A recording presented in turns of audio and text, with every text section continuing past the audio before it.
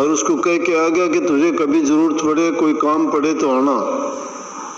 कुछ समय व्यतीत हो गया। एक दिन उसने सोचा कि राजा कह के गया था, चलो राजा को भी देखूंगा, और कोई काम के लिए उसके मन में आया कि मैं राजा से कहूंगा तो मेरा ये काम हो जाएगा।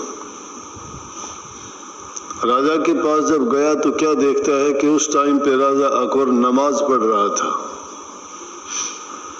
तो नमाज जब पढ़ रहा था तो नमाज पढ़ते वक्त मस्तक रगड़ते हैं।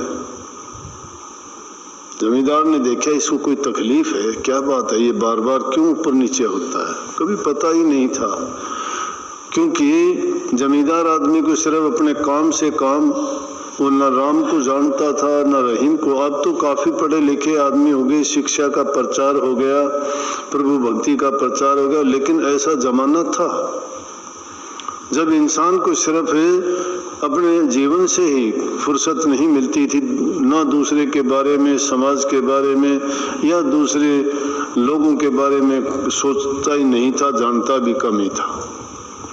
ये तो जो जो शिक्षा का प्रसार हुआ, सभ्यता का विकास हुआ, इंसान विकास के साथ साथ विनाश की ओर भी बढ़ता चला गया। लेकिन उस टाइम में आदमी संतुष्ट था जो भी उसके पास होता था, चाहे उसकी जरूरतें बहुत कम थी, उन जरूरतों को पूरा करने की जो कुछ उससे मिल जाता था उसी में संतुष्ट रहता था। तो जमींदार आदमी था, गया, जाके देखता है, देखने के बाद राजा को देखा ऊपर नीचे होते हुए, उसने सोचा राजा को तकलीफ है, पेट में दर्द होगा, क्योंकि जब कभी उनको भी दर्द होता था तो के लोगों को तड़पते यूं ही देखा था। जब नमाज पढ़ चुका तो उसने देखा, उसने पहचान लिया उसको कि बुलाओ उसको, कौन है। आके कहने लगे, हाँ भाई बोल, कैसे आया। बोला जी आपने मुझे कही थी कि भाई आना, मैं आ गया। बोला लेकिन मुझे बड़ा अफसोस हुआ कि आप तो दुखी हो। बोला कि नहीं मैं दुखी नहीं। बोला तो आप यूं क्या कर रहे थे। बोला कि मूर्ख आदमी, मैं तो खुदा की इबादत कर रहा था। बोला इबादत क्यों करते हो खुदा की।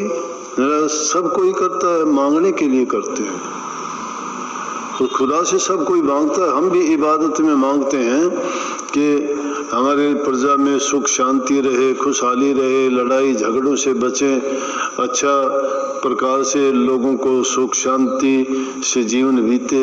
बोले कि अच्छा, तो इनके लिए फसल अच्छी हो, अनाज अच्छा हो, प्रजा हर प्रकार से मेरे राज्य में सुखी रहने के लिए परमात्मा से दुआ मांगता था। बोले अच्छा। बोले फिर तो आप भी मेरे जैसे ही हो। बोले मैं आप जैसा कैसा हूँ। बोले कि मैं भी अगर मांगने के लिए आया हूँ, आप भी मांगते हो, लेकिन अब मैं आपसे क्यों मांगूं कि जो सबको देता है, जिससे आपने मांगा उसी से मैं भी मांग लूंगा। बोले आप जिससे मांग रहे थे वो सबको देता है ना। राजा ने उसको बताया कि उससे सब मांगते हैं, मैं राजा अकेला नहीं, साधु संत फकीर दुनिया